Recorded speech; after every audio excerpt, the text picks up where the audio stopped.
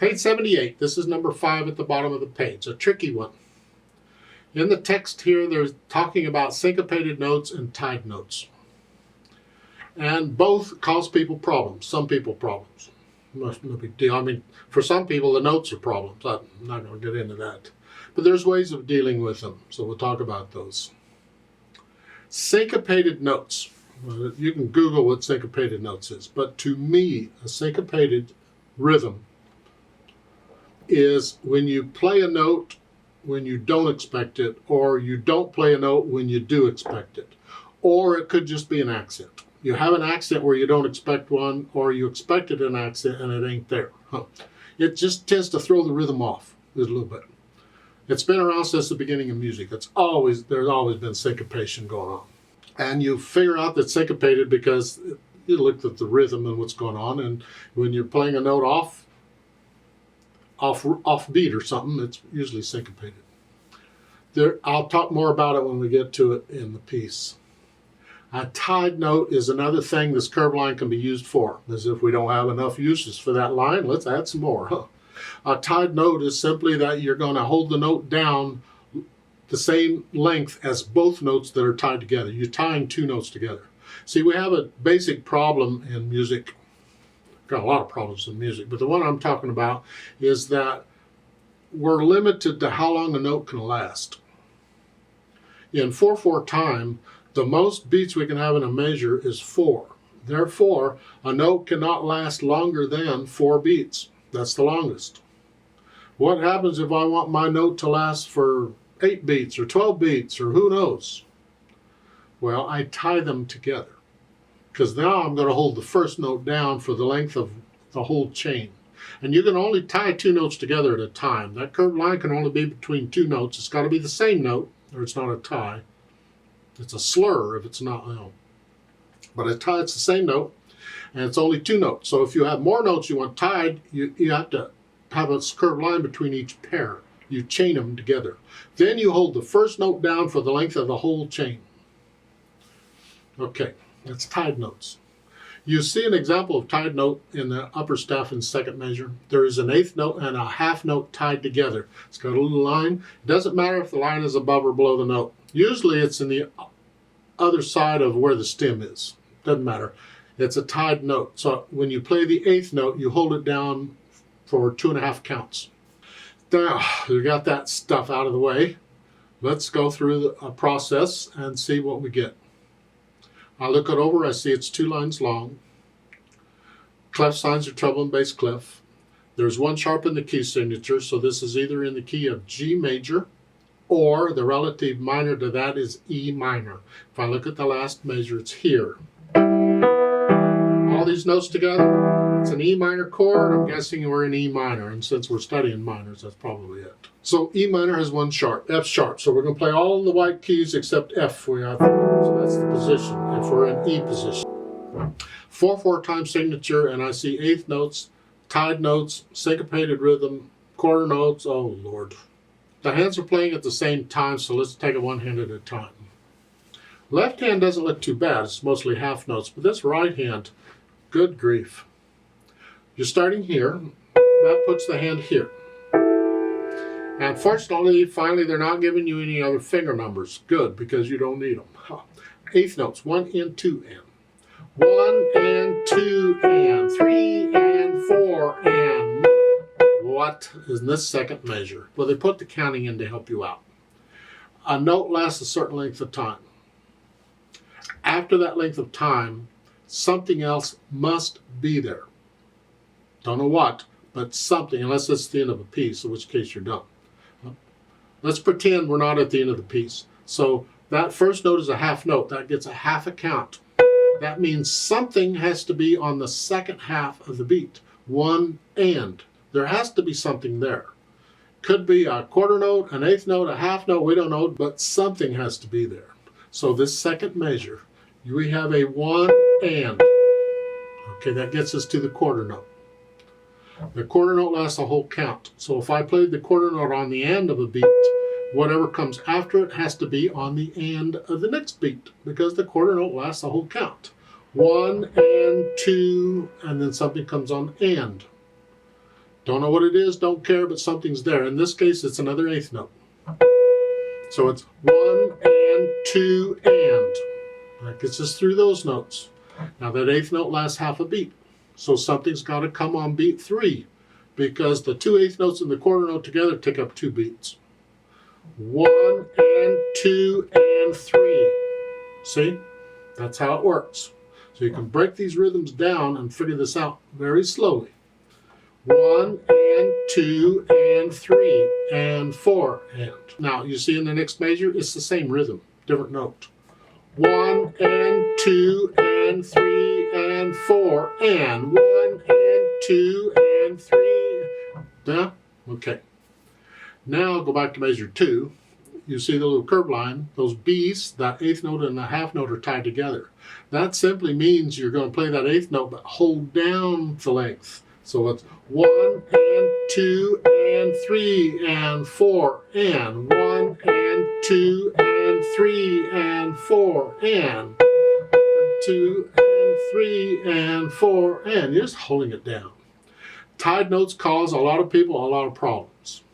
And when that happens, when you say, I'm not getting it, and that I suggest you take out the tie and you play all the notes. Second measure again, 1 and 2 and 3. When you can get that, when you can get that rhythm okay, it seems okay to you, then you put the tie in, you just hanging on to the note. I let my wrist collapse a little bit on it. 1, 2, and 3, and. Now here,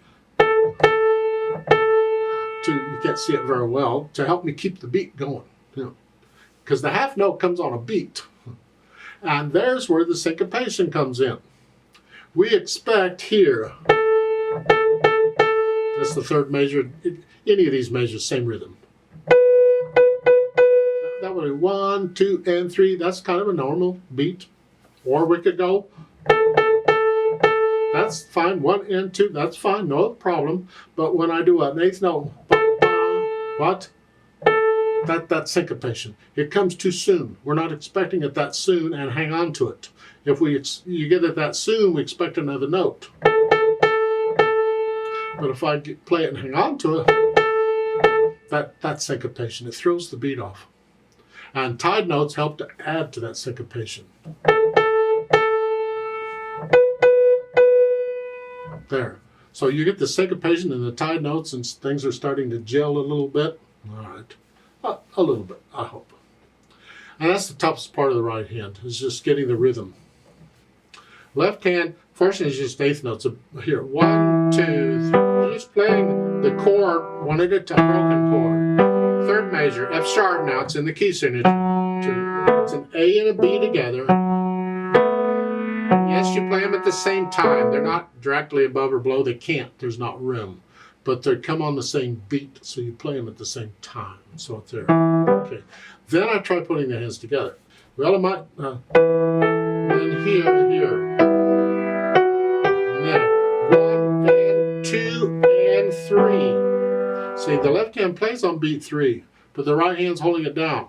Second measure, 1 and 2 and 3 and 4 and 1 and 2. 4 and.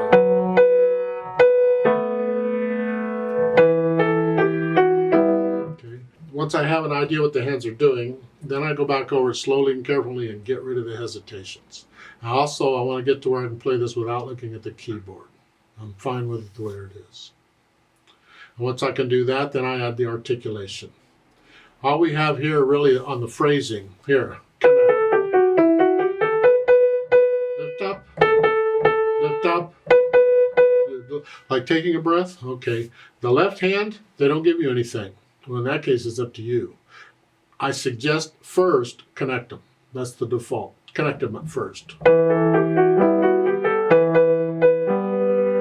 going to lift up with the right hand, but not the left.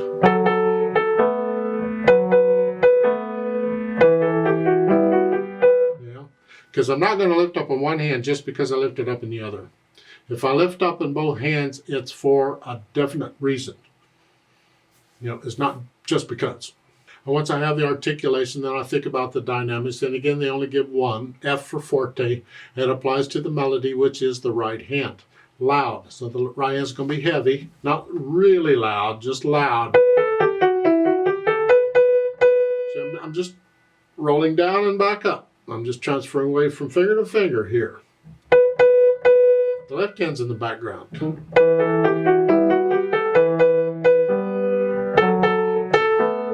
And then the speed. Animato, animated. It's similar to allegretto. It's a feel. What's animated to you? This, that's not animated. But you don't want to get carried away.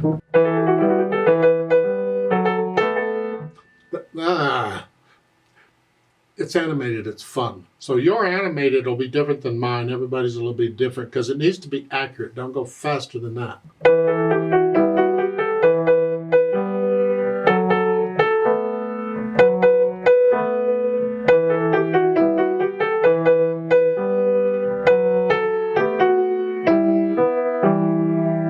Yeah, it's my animated.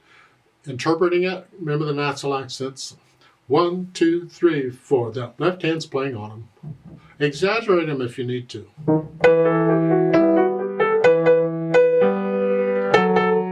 On these syncopated bits, it is quite normal when you're playing a syncopated note that you will accent the syncopated note.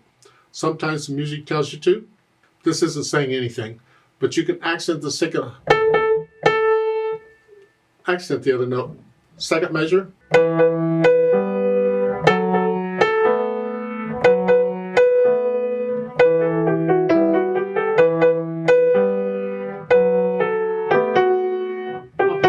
Accent. So I'm accenting the syncopated note. That's interpretation. You don't have to, but a lot of times we will accent a syncopated note. Now again, you don't have to stay loud all the time. You can get up and down, or you can go up and down, or however you want to do. A lot of times on repeated notes. Second measure. A lot of times on repeated notes, we'll put in a slight crescendo on the repeated notes to give the illusion of motion. So you're not just no, no, no, no, no, no. It's no, no, no. It's going out. Each one will get a little louder and then come back down to it again, back down to it. That's interpretation. If you feel it, fine. If you don't feel it, leave it out. Yeah. At the end here, maybe you get a little softer at the end. You're finishing it. Just a little bit, not soft, but a little softer than shaping the phrase. There's all kinds of things you can do with interpretation. It's kind of you and your imagination. You experiment. You go over it in your head and play with things, getting louder and softer, accent or don't accent, or what you do, lift up or don't connect or don't connect, whatever. There's a note here to transpose it to D minor.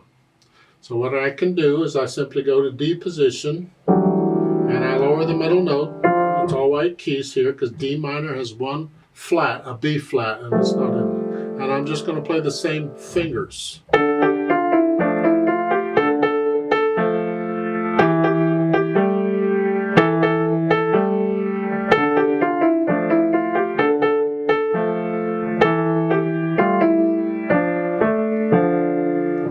Let's play this very slowly together and check the notes and the rhythms. I don't do dynamics on these, but I will do the phrasing in the right hand. I'm going to connect the left hand. I'll give us 4 counts, and because there's eighth notes everywhere, I'm going to put the metronome on eighth notes. Remember, I can adjust the metronome to what I need it to be based on the music, and since we have so many eighth notes on here, I'm going to put the metronome beating eighth notes. It's easier to follow. 1 and 2 and ready and go and.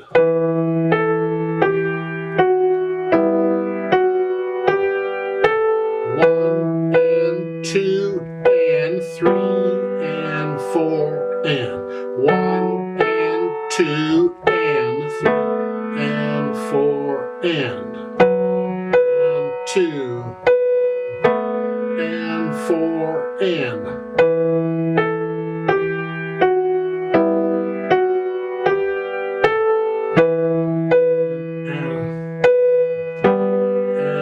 4, and.